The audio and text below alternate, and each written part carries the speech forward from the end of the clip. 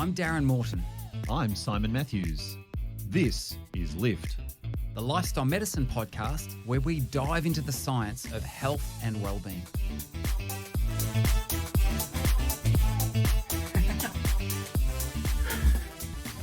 Hey Darren, nice to see you. Nice to see you, brother Simon. How's life? Life is very good. Do you know? I think I was wearing this same shirt last time that we recorded. It's kind of a, it feels we're coming into summer, and it feels like a summery colour to me. You look very summery. You actually do look very summery. Yeah. It's a watermelon coloured shirt. Very nice. Watermelon's one of my favourite things to chow down on in summer. So I've got a question for you. What does the name Alfred Korzybski mean to you? Well, Alfred means something to me. The second name, not so much. Not so much. I thought that might be the case. Many people probably don't know the name Alfred Korzybski, but they probably are familiar with an idea that he kind of brought to life and framed for us, which I'm going to share with you in a moment. And it's an important idea because, and we'll go on to discuss this, because it has implications for how we think about what we see and what we do, particularly in lifestyle medicine, and our interactions with patients and clients and so on.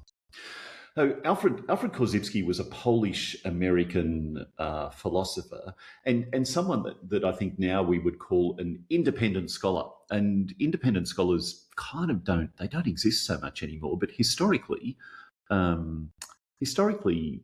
scholars used to often travel from university to university, and they would be paid a small stipend at each university that they visited. Alfred Korzybski was a bit like that. He was born in 1879, died in 1950. He was an engineer. He was a military intelligence officer during the Second World War. He moved from Poland to the United States, I think maybe at the beginning of the Second World War, wrote a couple of books, and in particular founded look, I'll call it a discipline. There's some question over that, but the discipline is called general semantics.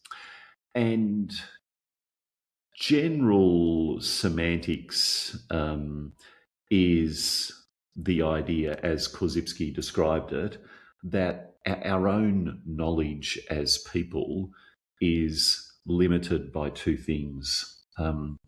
First, the structure of our own nervous system, and secondly, the structure of the language that we use to describe it. Now, to describe life.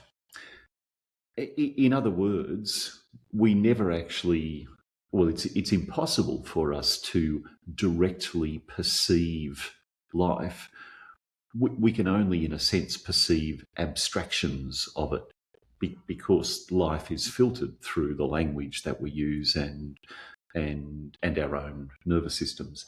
And that second part of it, the filtering through language, is a construct that has drawn much more attention, particularly in the latter part of the 20th century and right through to now. And that is the idea of constructionism. Constructionism is the idea that the language that we use helps to shape the reality that we experience. And it's very easy to illustrate that. If I say to you right now, Darren, what are the top 3 problems that you're dealing with in your life right now? You don't have to tell me what they are, but I want you to call them to mind. The top 3 problems that you're dealing with in your life right now. You got those in your mind? Yeah. Okay. Now, as you think about those, as you really focus on those problems that you're having to manage, I want you to just give me a rating of your mood right now. 10 out of 10 is buoyant and optimistic. 0 is kind of straight off the top of your head. Don't overthink it. 5. 5. Okay. All right. Now I'm going to ask you a different question. I want you to think about your best 3 internal resources. You know, they might be character strengths, they might be values or beliefs that you have, might be knowledge that you have, anything at all. I want you to think about the 3 things that you consider to be best for you. You got those in your mind? Yeah. Okay, now rate your mood again out of 10. Now I'm a 9. Yeah. 9, yeah, okay. Yeah. So the language that we use dramatically shapes the experience that we have. And this is the idea of constructionism. So Korzybski was very interested in this, but in particular, he uttered a very elegant sentence at some stage, and I think actually printed this in a book as well. He is famous. This sentence was recorded at a lecture he gave, but the sentence is this: the map is not the territory. The map is not the territory. And if you think about that for a moment, the implications of that are pretty profound. We know this, for example, from our daily lives. If you use Google Maps or Apple Maps, for example, to help you navigate, as many people do, we know that they're representations of what's out here, but they're not exactly the same. Google Maps and Apple Maps don't, for example, record every tree, every weed in the pavement, or every pebble on the road. It's a broad representation. And here's a question for you: if you were navigating somewhere using Google Maps, and Google Maps said, go straight ahead here for another kilometre or mile or whatever it might be, and you started doing that, and then you came up against some really obvious obstacle or barrier, maybe a hole in the road or a barrier across the road or a fence or something like that, what do you do at that point? Turn around, change course. Yeah. You don't persist in using the map because the map tells you that you should be able to go straight ahead. You change your focus and say, this is what the territory is telling me, and I need to pay attention to this. And this is kind of inherent in the idea that Korzybski was presenting to us, that the map is not the territory.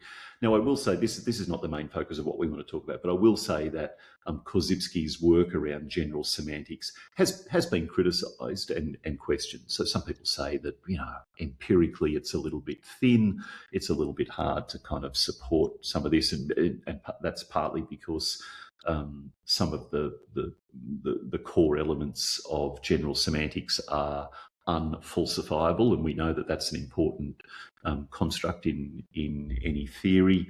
Some people may say he made some, a few sweeping claims about human beings and so on.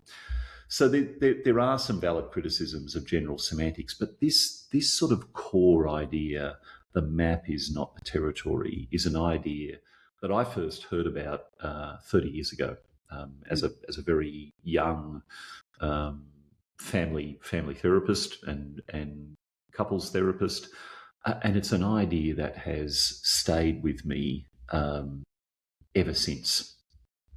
And it's tremendously useful, I think, for us in the way that we approach our patients and our clients and the work that we do. You got it. Let me hear your reflection. Yeah, I'm interested in this whole idea of language in particular, and even the map analogy is a nice one with Google Maps.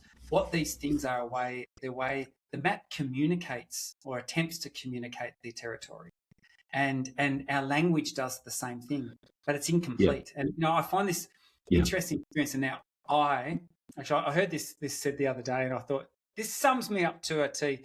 It said that this person said, what I find is that as I get older and I can't remember the word for a particular thing, what I now do is I say, I'm just trying to find the word. I can't remember the English word for this. right? Because they said what this does, it makes it sound like you're multilingual and not an idiot, which the truth be told, you're an idiot, right? So anyway, but I thought to myself, I know I've had experiences with people who are multilingual who will actually struggle to articulate what they want to express because they don't know the word for it in that particular language. Yeah. And so I find this. I can attest to that. I have that experience. So sometimes, and I would not. I mean, I happen to speak French, Spanish, and English, but I wouldn't describe myself as multilingual because I don't think my language capacity is developed enough to be able to say that. But I know that I have the experience, for example, now where I'm surrounded by so much Spanish, of reading something in Spanish and understanding exactly what it means. But do you think I can find the English word to say that? So it's a real thing. It's a real thing. Well, and even within our own language, this is quite funny. My brother, who lectures at the university that I'm at as well, we went to a research colloquium just the other day, and it was a sociologist presenting. And look, I'm not a sociologist, and my brother's he's a ecologist. So here we are, sort of coming from the science camp, and this sociologist started spruiking all of these terms that we had no idea. And I remember about three minutes in, I looked at my brother and he looked at me, and I sort of under my breath said, "I don't think we have any business being here." The point was, even the language that we use, and for example, communicating with a child, you have to be, articulated and use the tools that you have available to you, to you that are, accessible to other people.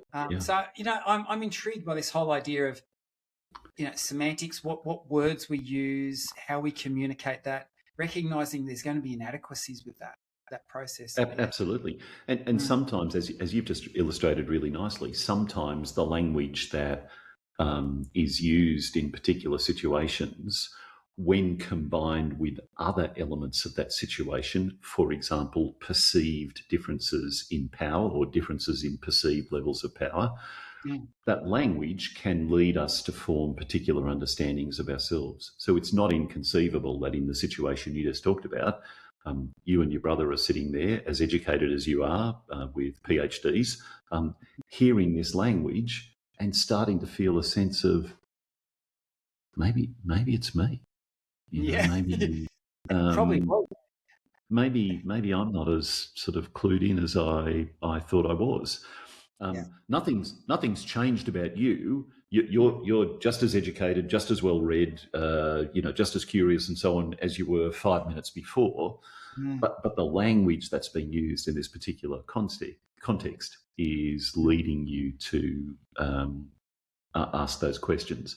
So this is probably the most, I think, this is the most important point in healthcare and lifestyle medicine, the language that we use, because the language that we use is so, so powerful, and it has such a shaping influence on the relationship that we develop with a patient or client, the perception they develop of themselves over time, and therefore we know that if our perceptions change, then our beliefs change, our attitudes change, our actions change, and so on. So there's this large kind of cycle here that goes on. And I don't want to say it starts with language because that would deny the circular causality of it all, but the language is certainly a really powerful influence in all of that that shapes so much of what we do and say. I agree, and the point is words matter, and I think words are incredibly powerful, and they do have the power to build up or to deflate. And I even think about this in a very simple way. Like, for example, I tend not to use the word exercise nowadays when I talk to community groups. Lift is supported by the Lift Project, an educational adventure where you learn science-based ways to lift your mood and your life. The Lift Project is lifting lives around the globe in healthcare settings, workplaces, schools, universities, and communities. To find out more, visit theliftproject.global. And maybe I've shared this before, but for most people, when you say the word exercise, if I do an honesty test with them and I say what comes to mind when I use the word exercise, they think of pain and they think of sweat. This is, they're the most. I play this words association game all around the world, and this is what people say. And if number one's pain, well, Aristotle told us we tend to do things to avoid that. So I'm very acutely aware that in my communication, if I say the word exercise to particular cohorts, they're going to go, already I'm tapping out. I don't want to be. I don't want to be part. Yeah. So I'll talk about being active. I'll talk about moving. All of those things which seem a whole lot more accessible. But I agree with you. I think words make an incredible difference, and not only that, obviously the tone that we deliver the words, absolutely, with, and the encouragement that we offer through our words. The pacing, the pausing. It's incredible to me how just a little encouragement can go such a long, long way. And I know this to be the truth because I experience it myself. There are times when you're feeling like, like you asked me to think about a couple of the big pressing problems that I'm, wrestling with at the moment. And I've got a couple that are front of mind. And I've had someone who's just speaks a little bit of life into that, or just says something encouraging. And it's incredible the difference that makes. I think it was Mark Twain that said, I can go for a couple of months on a good compliment. And there's a truth to that. That sort of those words. Absolutely. And the psychologist Albert Bandra, whose famous body of work is around social cognitive theory and self-efficacy, also observed that if someone's a little ambivalent about something, it's much easier to discourage the person from doing it than it is to encourage them to do it.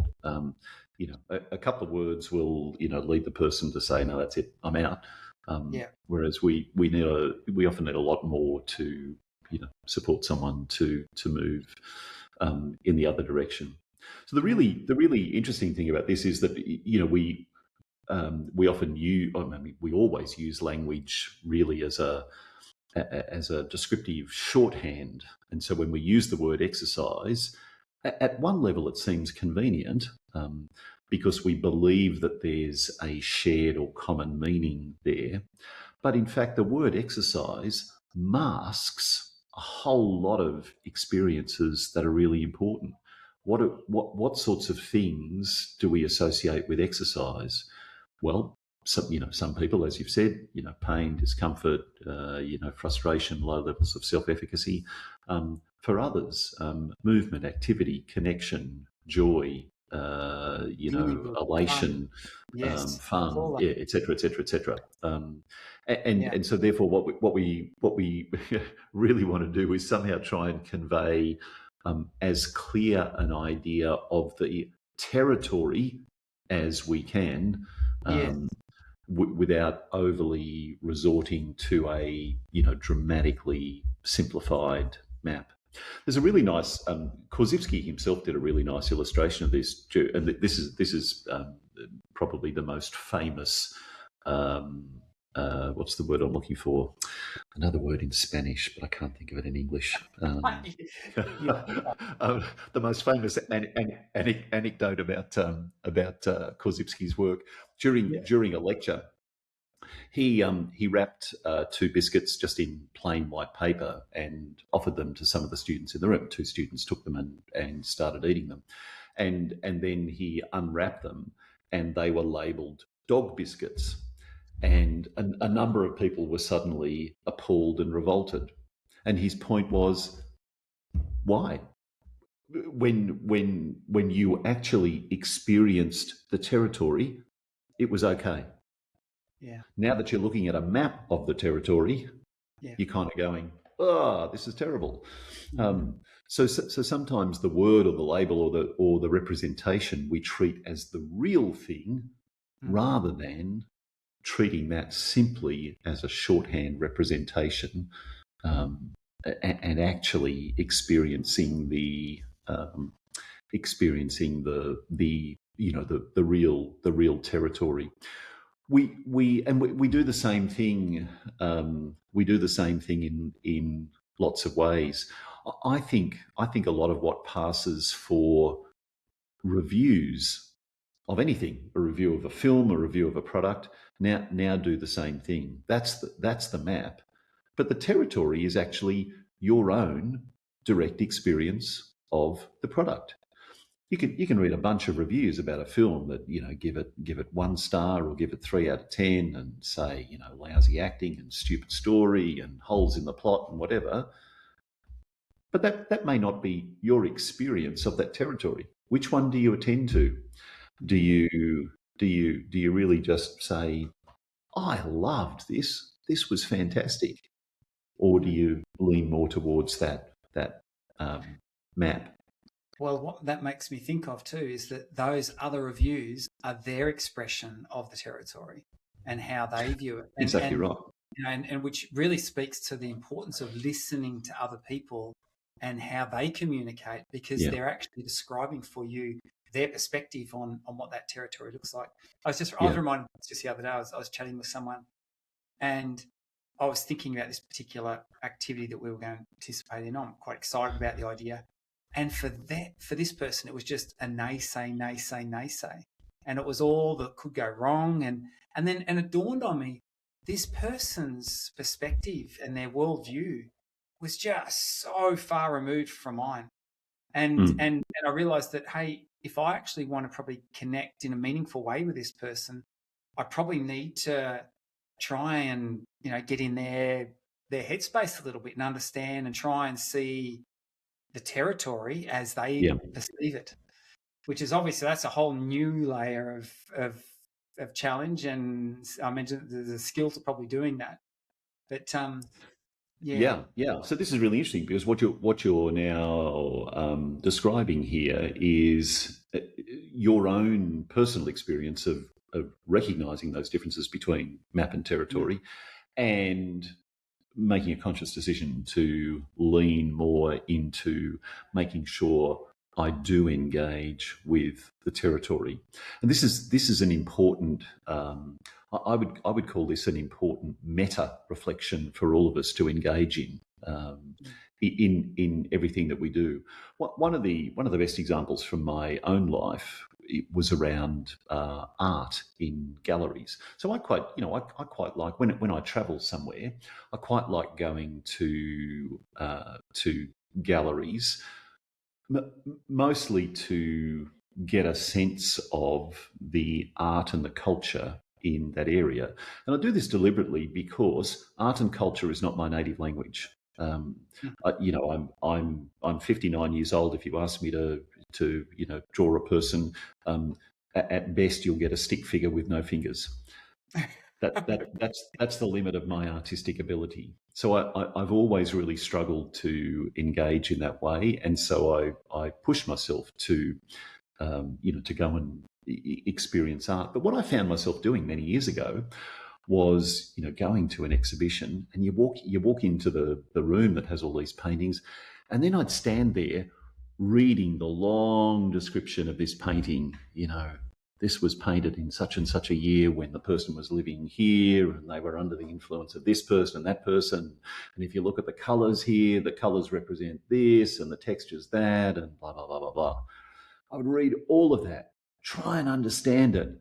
Then I'd have a quick look at the painting or the sculpture and go, oh, wow, okay. And then I'd move to the next and do the same thing. And several years ago, I realised I was doing this, and now I do the complete opposite.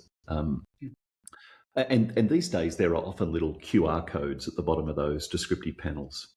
So now what I do is walk in, I quickly scan the QR code, get that on my phone.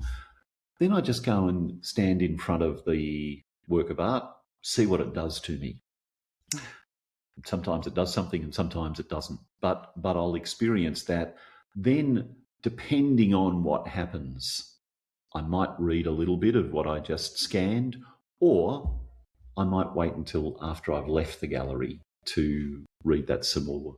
So these days, I really try to experience the territory rather than just experiencing the map. And I think this is a useful exercise for all of us. There's a particular application, I think, in healthcare of this idea, which is very important, and it intersects with another kind of body of knowledge, which you and I have talked about in the past. And that body of knowledge is common factors research and common factors theory. So interestingly, Alfred Korzybski, our general semanticist, died in 1950. That was about the time when common factors theory was beginning to emerge. And it was emerging in response to the question, we've got all these different sort of ways of understanding human behaviour and intervening in human behaviour. Which one is the best?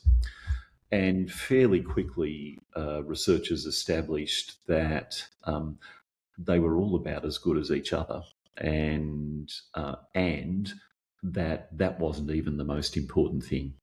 The most important thing is something completely different. In fact, the most important element of predicting.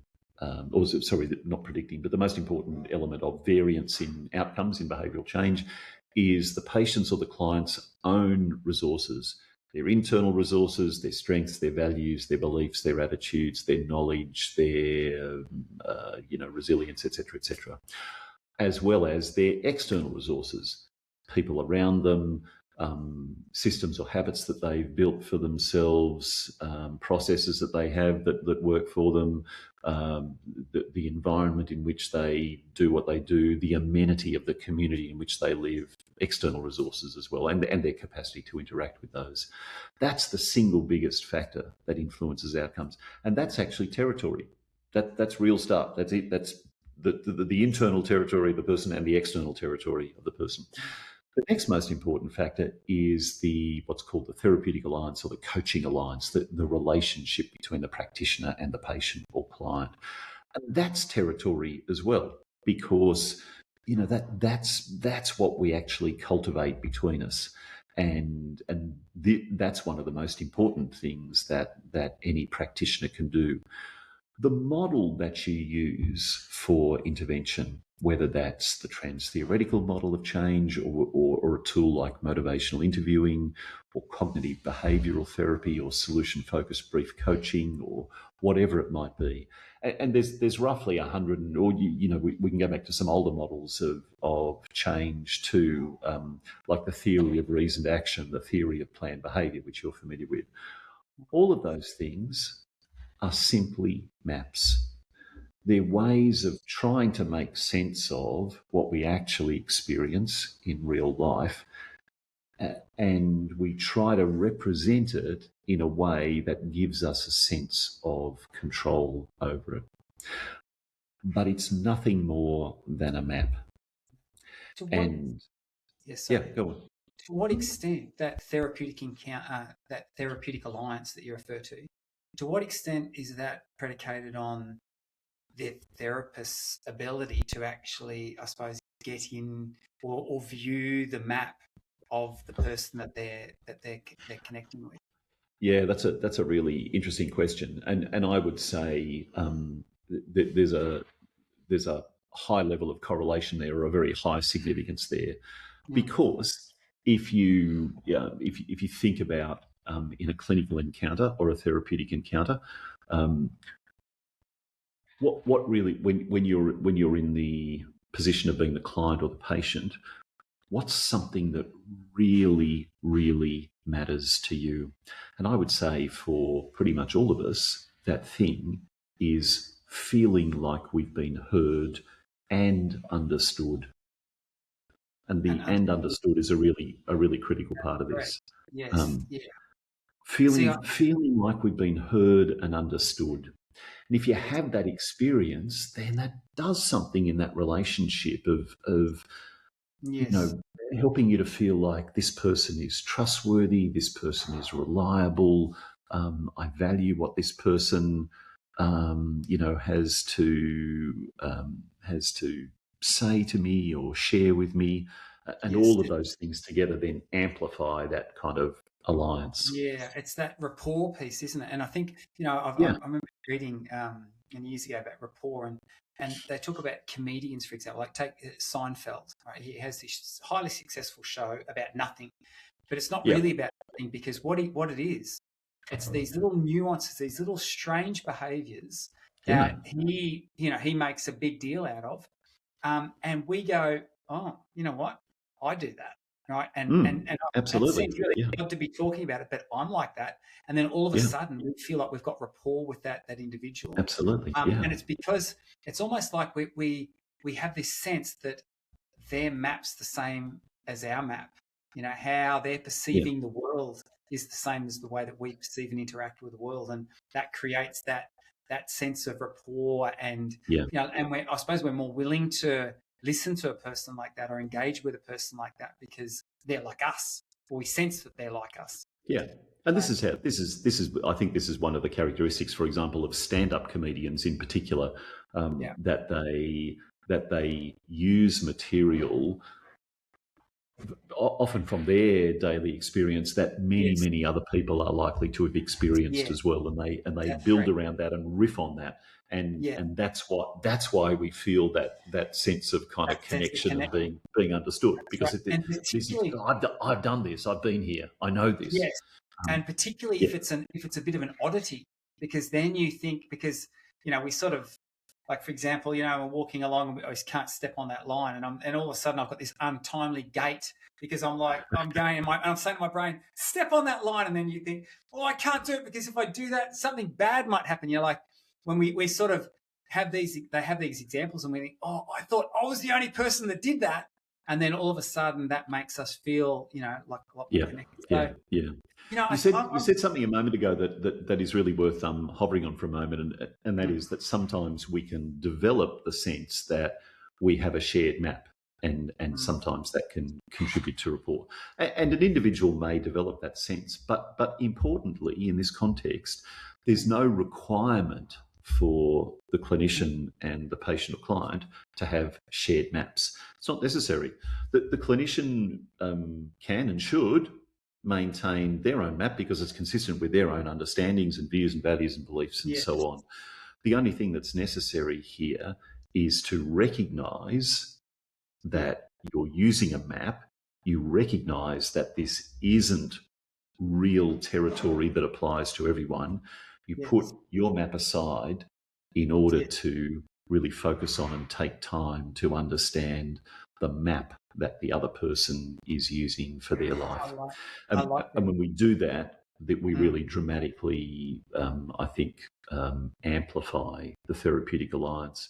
But very often, you know, in my role as a supervisor and mentor of coaches and psychologists and counsellors, many times over the last 30 years, I've had people say to me, I've been working with a particular client in a particular way, and you know, we haven't been getting anywhere using motivational interviewing, so I'm going to try solution focused brief therapy, for example.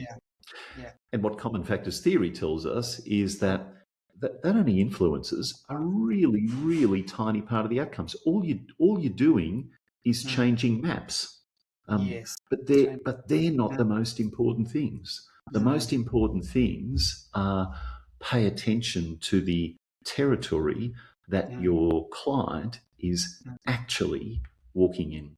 And one of the ways that we can also illustrate this is through aviation. And you know, you've had some experience here as well. So I'm sure you're familiar with aviation charts. You know, navigation charts used for aviation. Very detailed, but they have information that's specific to the task of aviation. So, for example, they don't show you where traffic lights are on the road. They don't show you where houses are or buildings are, unless they're really huge, you know, physically huge and significant. But they do show you lots of other things, you know, important things you need to know, like the height of particular ground or a hill, and so on. You've probably also noticed, though, in aviation that you can navigate to some extent, using a roadmap. For example, if it's a clear day, you can follow the M1 motorway.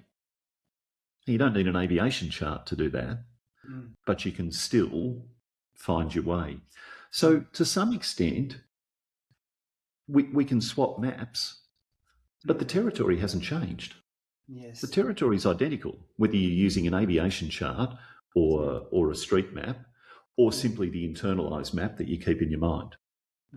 The territory is unchanged, and the map is not the most important thing. The most important thing is fly your aeroplane or control your hang glider. That's the really important task. Do the thing that needs to be done and use the map only to the extent that you need to be able to navigate through that. Yeah. It's a great discussion, and I really like that, and I'll remember that, the map, not the territory.